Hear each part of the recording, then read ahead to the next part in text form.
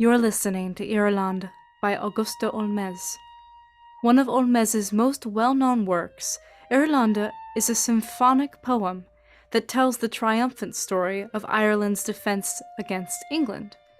This piece encompasses some of Holmès's most important attributes: her ambition as a composer of symphonic works, a genre many female composers did not have the resources to explore; her patriotism that shone through most of her work, in this case for her ancestral Ireland, but more often for her home, France, earning her the title of France's Muse.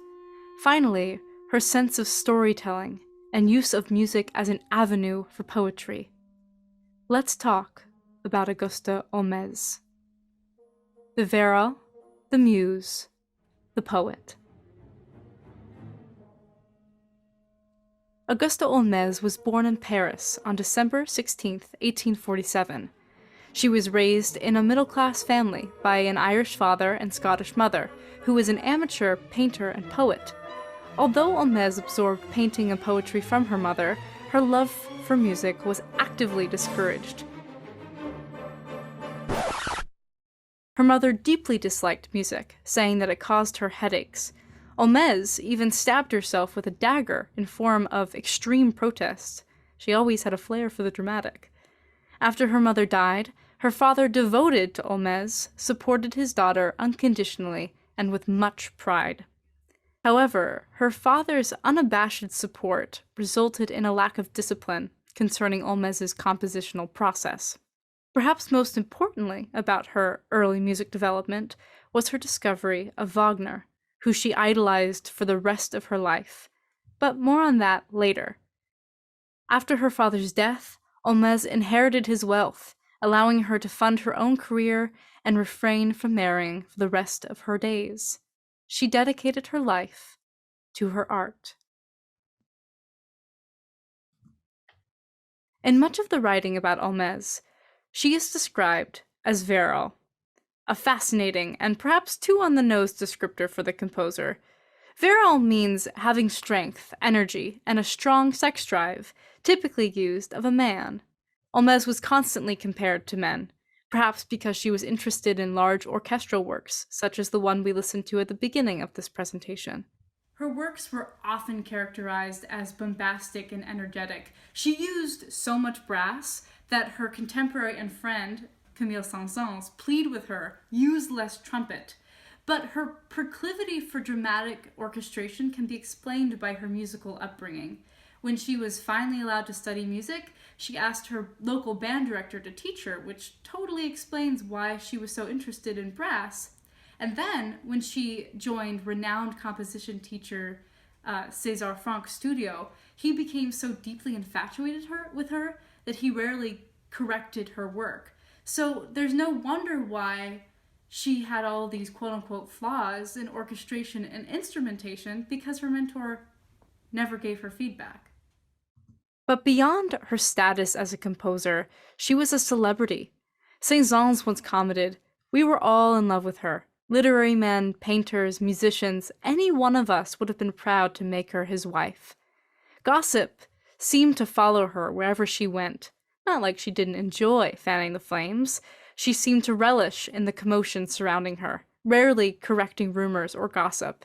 In fact, her social legacy often outshines her musical one.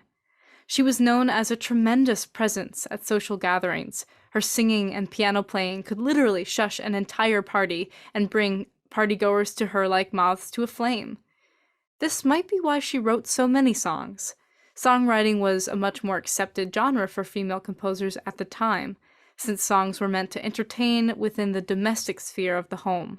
But while her songs were popular and quite beautiful, she would say that, like giving music lessons, writing songs played a monetary role in her life.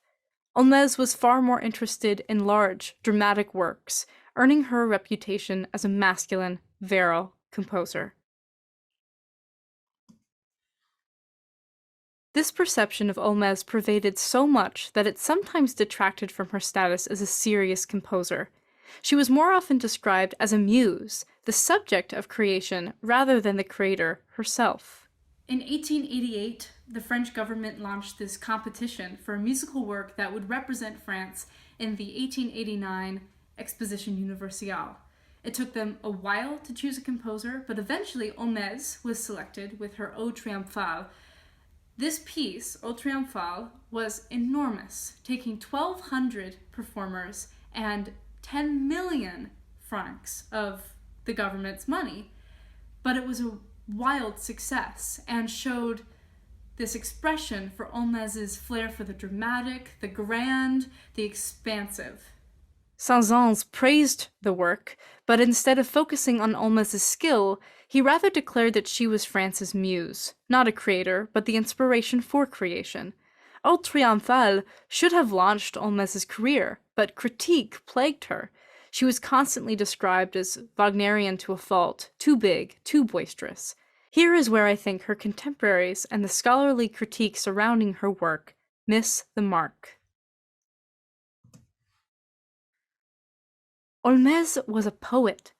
She once said, "I have always written my own poems. Strange to relate, I have no musical ideas unless I proceed in this manner." Of course she emulated Wagner. She was trying to breathe life into her poetry with music. She was in pursuit of Gesamtkunstwerk, total artwork. Of course she struggled with overwhelming orchestration. Her mentors never gave her feedback as they were too preoccupied with her beauty, reputation, and personality. But frankly, she was nuanced, creative, and humorous as a poet and composer. We hear this in her Les Sept Ivresses, or The Seven Drunkards, a series of songs that detail 7 different emotions or vices that can cloud a person's judgment. In her piece on hatred, she uses the swelling of the instrumental introduction as a way to articulate the swelling emotion that one might feel when profoundly enraged. This idea continues for both the pianist and the singer throughout the piece. The singer is constantly asked to get higher and higher, as if reaching a fever pitch. By the end, the persona is undulating up and down her range as if reeling with seething hatred. Let's listen a bit.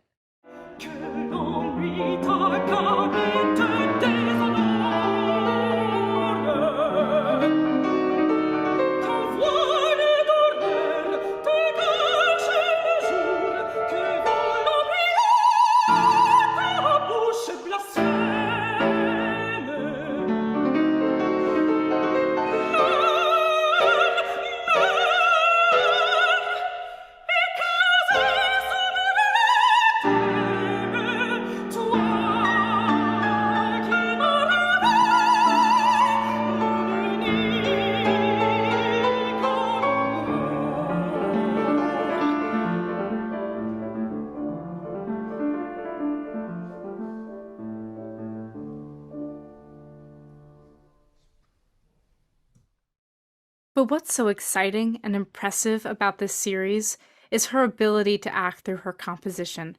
Her piece about wine is entirely different from hatred. She uses a shifting meter to emulate the drunkard's gait. There are frequent, hysterical key changes that show the giddy, sloppy nature of being wine drunk. Add that to her use of abundant chromaticism, and she's painted the picture of a lovable, silly drunkard. She was never quite understood, though. And after the profound failure of her opera La Montagne Noire, which she thought was a masterpiece, she receded from the public eye, totally devastated. She died from a heart attack in Paris on January 28, 1903, and thankfully much of her music is preserved on paper, but this legendary person and artist has yet to be fully explored until now.